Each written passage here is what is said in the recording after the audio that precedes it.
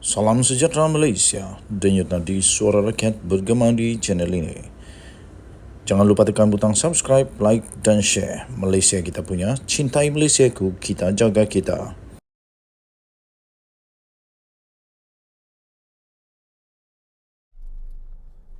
Salam sejahtera Malaysia, denyut nadi suara rakyat bergema di channel ini. Tuan-tuan dan puan-puan yang dihormati sekalian, ramai yang masih ragu-ragu, tertanya-tanya, Anwar Ibrahim ni betulkah dapat bantu rakyat? Betulkah Anwar Ibrahim akan dapat membantu kehidupan rakyat? Ini bukti dia. Baru sebentar tadi saya dapat satu dokumen bukti baru, satu dokumen terkini yang pasti dinantikan oleh seluruh rakyat Malaysia. Bagi kamu yang suka, bagi kamu yang memang nantikan pengumuman ini, kamu boleh komen saya suka. Hashtag saya suka. Kamu boleh komen sekali lagi saya suka. Sebelum itu, saya ingin ucapkan terima kasih kepada semua yang sudah tekan butang subscribe. Yang belum subscribe, saya mohon tolonglah tekan butang subscribe supaya channel ini menjadi channel yang besar, boleh menjadi suara rakyat untuk sampai ke telinga yang amat berhormat Perdana Menteri Malaysia Datuk Seri Anwar Ibrahim. Bagi yang sudah tekan butang join, terima kasih. Bagi yang ingin join member, dipersilakan kerana bermula tahun depan kita akan mulakan sesi memberi goodies, merchandise, souvenir, macam-macam lagi lah kita akan berikan kepada member-member dalam channel ini. Okey, baik. Ini pengumuman dia yang dinantikan oleh seluruh rakyat Malaysia. Kadar tol Lebuh Raya, Bes Raya dan Lekas turun mulai esok. Yahoo! Inilah yang dinanti-nantikan. Betul lah. Datuk Seri Anwar Ibrahim pernah janji dulu, tapi itu PRU 14 bukan 14. Ini PRU berapa?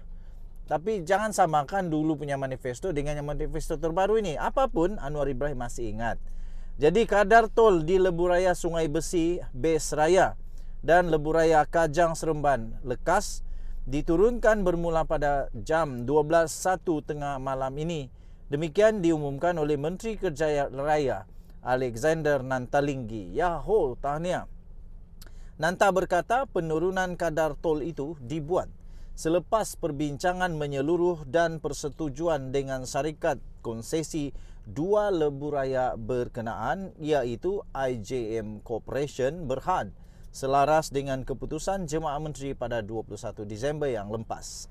Ia juga merupakan sebahagian penyusunan semula struktur dan kadar tol bagi dua lebuh raya terbabit, katanya dalam satu kenyataan pada hari ini. Menurut Nanta, penurunan kadar tol adalah sebanyak 15 sen bagi kenderaan kelas 1 yang melalui Plaza Tol Lok Q dan Mines antara utara dan selatan di Lebuh Raya Bes Raya. Sementara itu, kadar tol bagi kenderaan kelas 1 untuk Lebuh Raya Lekas dikurangkan daripada 0.1811 sen per kilometer kepada 0.1666% per kilometer bagi sistem tol tertutup, manakala bagi sistem tol terbuka ialah di Plaza Tol Ampangan kadar tol kekal seperti sedia ada. Nanta menjelaskan, melalui penurunan kadar tol bermula tengah malam ini, kenderaan kelas 1 yang melalui mana-mana Plaza Tol Lebuh Raya Bes Raya hanya akan membayar sebanyak RM1.85 sehala, manakala bagi pengguna yang menggunakan keseluruhan Lebuh Raya Lekas akan membayar RM7.80 sahaja sehala. Kadar tol yang dikutip pada masa ini adalah sebanyak RM2 sehala bagi kenderaan kelas 1 yang melalui mana-mana Plaza Tol Lebuh Raya Bes Raya dan RM8.30 sehala bagi kenderaan kelas 1 yang menggunakan keseluruhan Lebuh Raya Lekas. Katanya melalui penyusunan semula struktur dan kadar tol bagi kedua-dua lebuh raya ini, kerajaan dapat menjimatkan peruntukan bayaran pampasan yang dianggarkan RM1.978 bilion Malaysia sepanjang tempoh konsesi, dan peruntukan ini boleh disalurkan kepada keperluan asas lain rakyat Malaysia, katanya.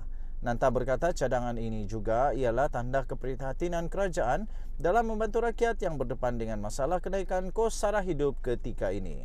Selain itu, dia berkata pihaknya sedang mengambil langkah berterusan untuk mengurangkan beban pengguna lebuh raya tanpa mengabaikan sebarang obligasi yang dipersetujui dengan memastikan kepentingan semua pihak terutamanya pengguna lebuh raya sentiasa dilindungi. Kita jumpa lagi. Selamat tahun baru. Bye-bye. Salam sejahtera Malaysia. Denyut nadi suara rakyat bergema di channel ini. Sekali lagi selamat tahun baru. Tak sampai 10 jam dari sekarang kita akan menyambut tahun 2023 secara rasmi. Okey, banyak perkara yang gembira yang mencabar tahun 2022. Banyaklah pengalaman-pengalaman kita tahun 2022. Okey, baik. Saya juga ingin ucapkan terima kasih kepada semua yang sudah tekan butang subscribe, yang sudah komen. Bagi yang belum, saya mohon supaya tekanlah butang subscribe. Tekan butang subscribe. Kemudian bagi anda yang ingin jadi member, terima kasih. Saya alu-alukan kerana kita akan mulakan pemberian goodies dan merchandise, stiker secara percuma tahun depan bagi mereka yang terpilih di dalam member channel ini. Baik, Mazli Malik pastinya seorang yang memang dari dulu agak kontroversi. Sejak dari zaman Mahathir sudah ada kontroversi dengan Mahathir. Sekarang timbul semula kontroversi tentang Menteri Pendidikan. Tentang Menteri Pendidikan. Dia kan pernah jadi Menteri Pendidikan. Malangnya kalau saya tidak silap macam kena pecat pula. Aduh, kesian juga Mazli Malik. Kemudian Mazli Malik tidak dapat mempertahankan, dia tidak dapat mampu untuk mempertahankan kerusinya di Simpang Renggam. Akhirnya ada satu artikel yang memang mengejutkan daripada sahabudin.com.net. Agaknya Dr. Mazli nak beritahu dia yang patut jadi Menteri Pendidikan. Kata sahabudinhusin.com.net. Dr. Mazli Malik, bekas Menteri Pendidikan yang telah diminta untuk meletakkan jawatan ketika era pentadbiran Tun Mahathir Mohamad selepas PRU 2018 dan kemudian tidak menang. Selepas itu tidak menang bertanding di Simpang Renggam pada PRU 15 yang lalu. Secara tiba-tiba telah menyalankan agar golongan yang terlibat dalam bidang pendidikan dilantik sebagai Menteri Pendidikan dan Menteri Pengajian Tinggi setelah PRU 16 akan datang. Wow. Apa maksudnya itu? Apa maksudnya? Tindakan itu, kata beliau, adalah bagi membolehkan kebebasan akademik dipertahankan. Sekarang pun bebas juga, Pak. Saya fikir sekarang dalam proses untuk penambahbaikan, dalam proses di mana Datuk Seri Anwar Ibrahim dan Menteri Kabinetnya sedang berusaha untuk menambah baik setiap kementerian yang ada di Malaysia. Katanya kita harap pada PRU 16 nanti, katanya kita letakkan buat duluan, iaitu menjadi Menteri Pendidikan dan Menteri Pengajian Tinggi bukan daripada orang politik. Biar orang dalam bidang pendidikan sendiri, iaitu orang yang tahu isi hati dan ala tuju, kata beliau lagi. Dr. Mazli yang juga bekas pensyarah sebelum menceburi bidang politik turut mengungkit bagaimana Hadi Awang, Presiden PAS pun tidak dilarang datang ke universiti ketika beliau memegang jawatan Menteri Pendidikan sebelum ini. Katanya, saya ingat sebelum PRU, Fahmi Reza tak boleh masuk. Zaman saya Haji Hadi pun boleh masuk, tambahnya lagi.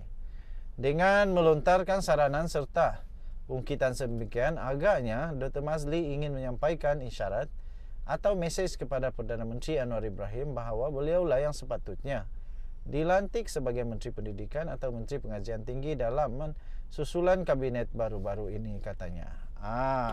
Okey. So itulah yang terjadi. Kamu rasa betulkah Mazli Malik mau jadi Menteri Pendidikan sebenarnya? ataupun itu sejarah kebetulan saja, ataupun itu hanya persepsi semata-mata daripada setiap orang. Persepsi itu subjektif. Setiap orang ada persepsinya sendiri. Apa-apa pun yang Mazli Malik tulis, kalau orang lain dia punya pemahaman lain, orang lain pemahaman dia lain. Okey, kita jumpa lagi. Bye-bye.